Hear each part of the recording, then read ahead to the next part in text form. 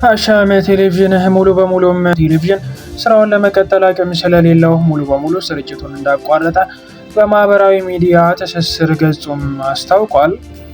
ጣቢያው በቴሌቪዥንም ሆነ በየትኛውም የማህበራዊ ሚዲያ አማራጮች ታህሳስ 01 ቀን ጀምሮ 2018 ዓ.ም ጀምሮ ሙሉ በሙሉ በይፋ ስራውን ማቆሙንም ገልጿል።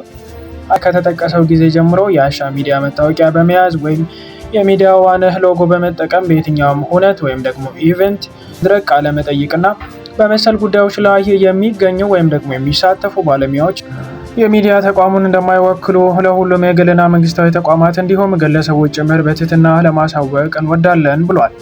አሻም ሚዲያ ትሬዲንግ አክሲዮን ማህበር ባለፉት 8 ዓመታት ጀምሮ በማህበራዊ ሚዲያ እና ፖለቲካዊ ጉዳዮች ዙሪያ በዜናና ወቅታዊ እንዲሁም በመዝናኛ ዝግጅቶች መረጃዎችን በቴሌቪዥን እና በተለያዩ የማህበራዊ ሚዲያ አማራጮች ሲያሰራጭም ቆይቷል።